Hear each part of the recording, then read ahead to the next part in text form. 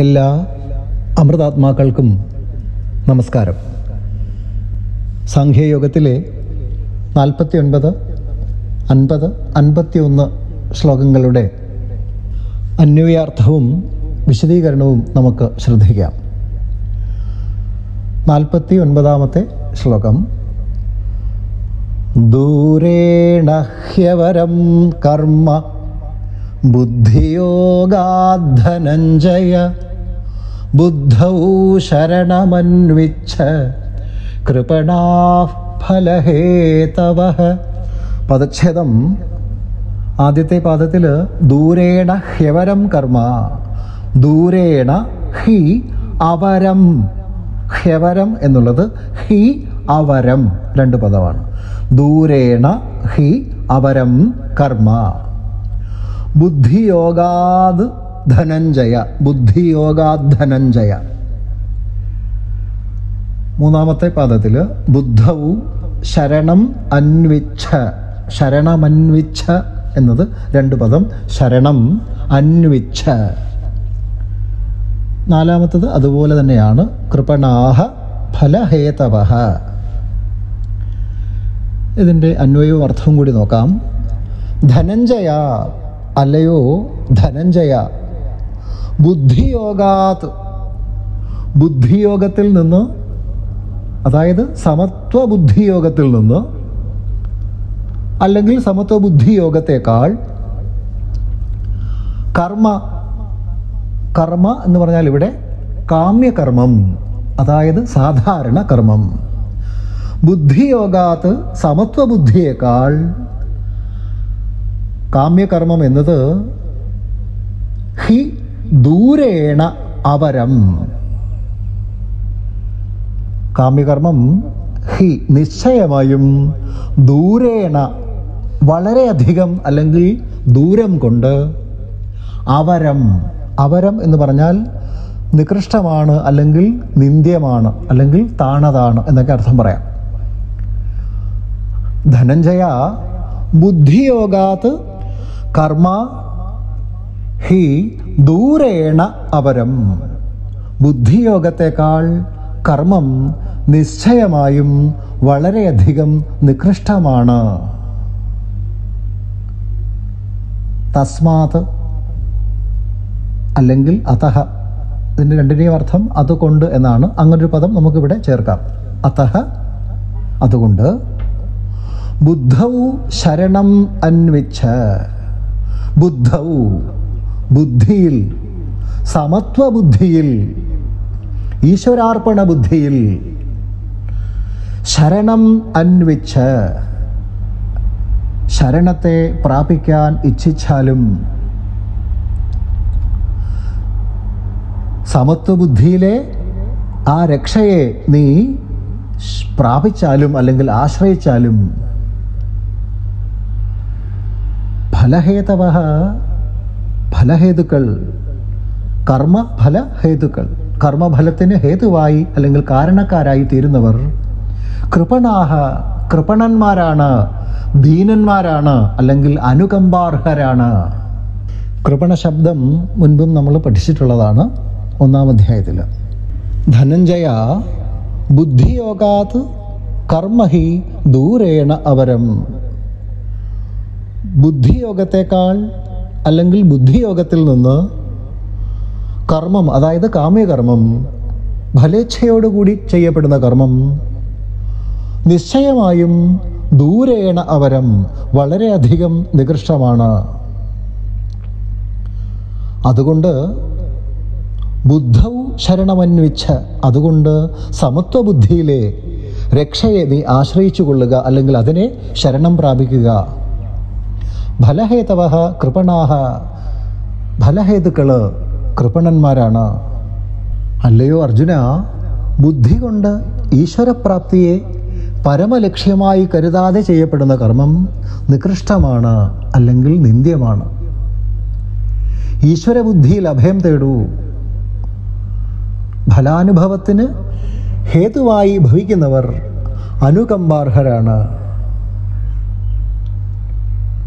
സമത്വബുദ്ധി, ഈശ്വരാർപ്പണ ബുദ്ധി എന്നിവയോടുകൂടി ചെയ്യുന്ന കർമ്മത്തേക്കാൾ വളരെയധികം നികൃഷ്ടമാണ് സാധാരണയായിട്ടുള്ള കർമ്മം, അതായത് കാമ്യകർമ്മം.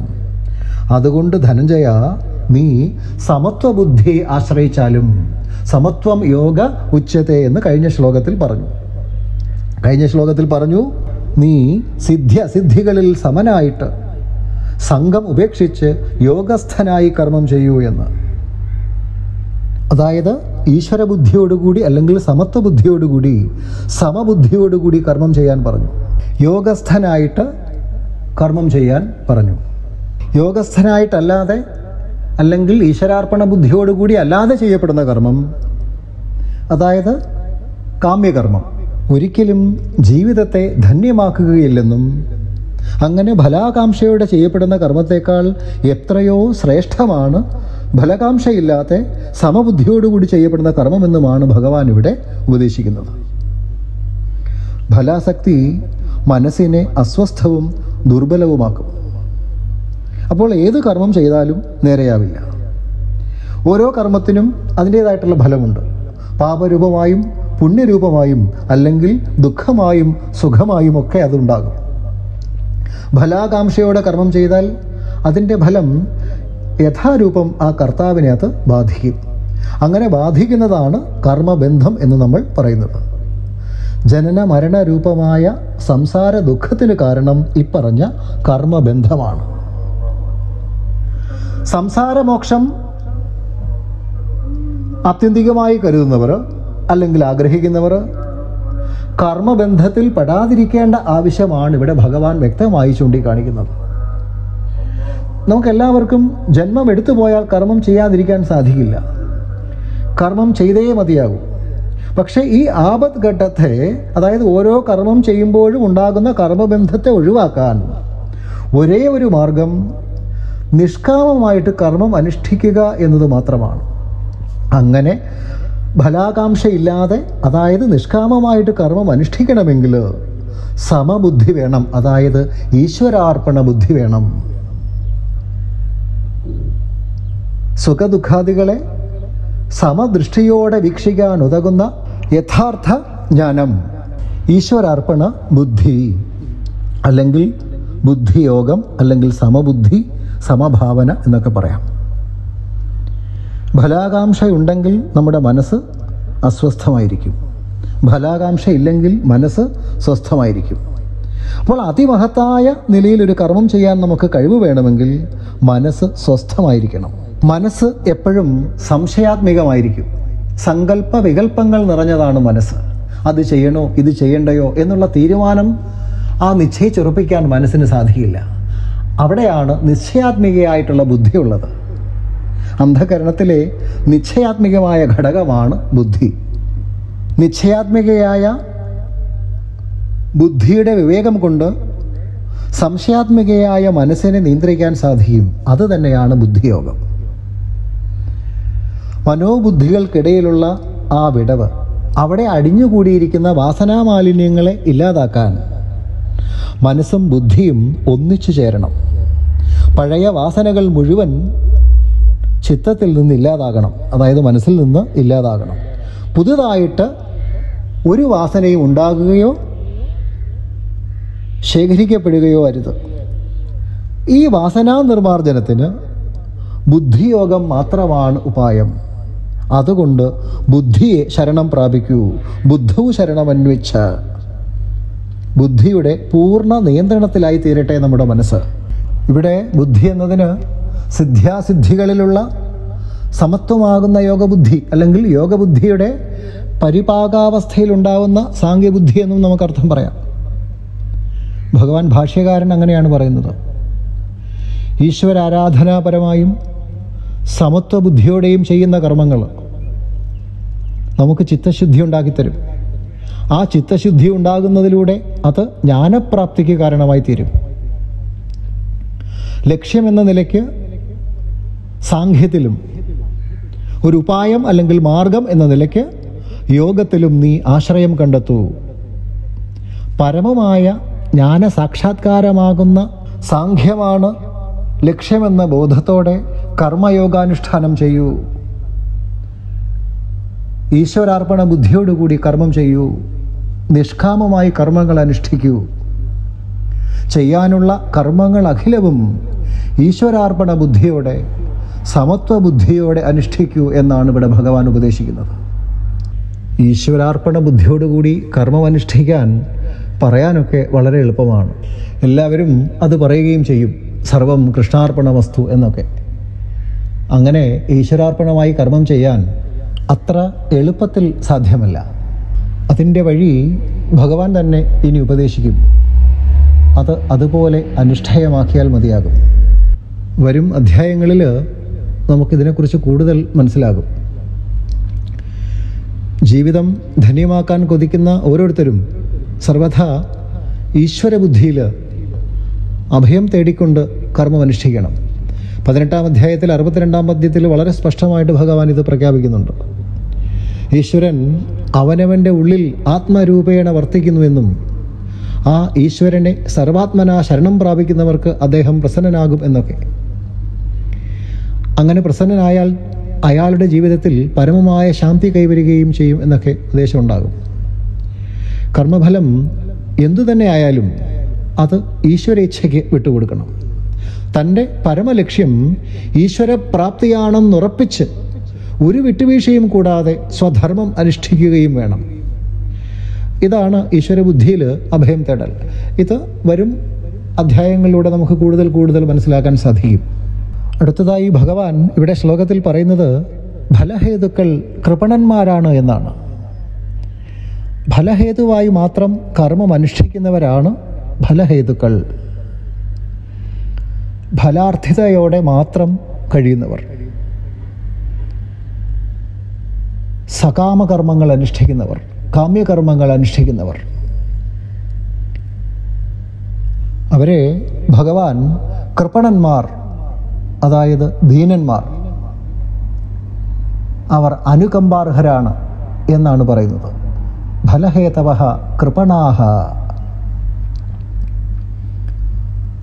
ഫലാകാംക്ഷയോടുകൂടി മാത്രം പ്രവർത്തിക്കുന്നവർ, മനസ്സിലെ ചപല വികാരങ്ങൾക്ക് അടിമപ്പെട്ട് ജീവിക്കുന്നവർക്ക് ഒരിക്കലും ശാന്തി കിട്ടില്ല.